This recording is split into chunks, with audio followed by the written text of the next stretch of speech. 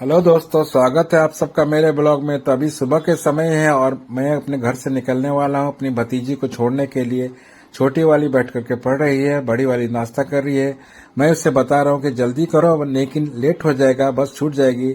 लेकिन वो अपने आराम से तैयार हो रही है और बीच में छोटी वाली से नोकझोंक भी कर रही है।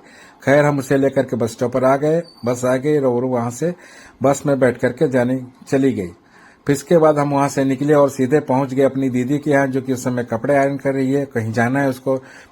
फिर मैं आगे बढ़ा बाथरूम की तरफ, क्योंकि हमारे घर में भी पानी का थोड़ा दिक्कत होता है, इसलिए मैं सुबह यहाँ जाता हूँ नहाने के लिए। फिर मैं नहा धोआ करके वहां से निकला। रास्ते में बगल के भैया मिले जो सुबह पूजा के लिए फूल तोड़ रहे थे। उनसे देर कुछ बातचीत हुई। फिर उनसे हालचाल पूछने के बाद घर पे आ गया तो देखा भतीजे लोग गाड़ी के इंतजार कर रहे हैं, उनकी गाड़ी आई नहीं है। तो उनको देखने के बाद फिर छोटी भतीजी ने मुझे टाटा किया, मैं वहां से निकल गया। दोस्तों, ये दूसरा दिन का ब्लॉग शुरू कर रहा हूँ। मैं सुबह घर से निकला और फिर पहले की तरह वापस भतीजी को लेकर बस स्टॉप पर आ गया।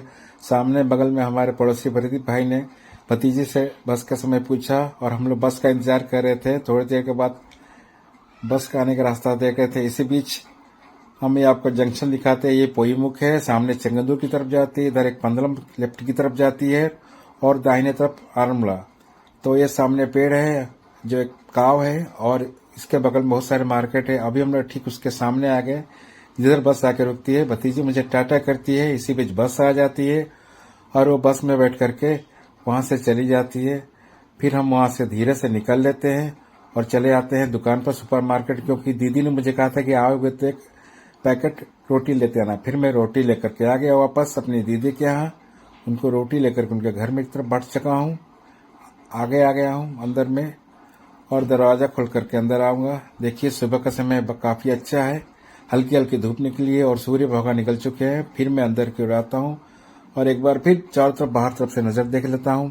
अंदर आकर देखा तो छोटा भगीना कपड़ा आयरन कर रहा था। मुझको देखा तो वो शरमाने लगा। फिर मैं इधर आकर देखा तो जीजा जी उधर सुबह तैयार हो रहे हैं और दीदी अभी किचन से निकली है। इसी बीच उन्होंने मुझसे कहा कि मेरी आंख में दवा डाल दो।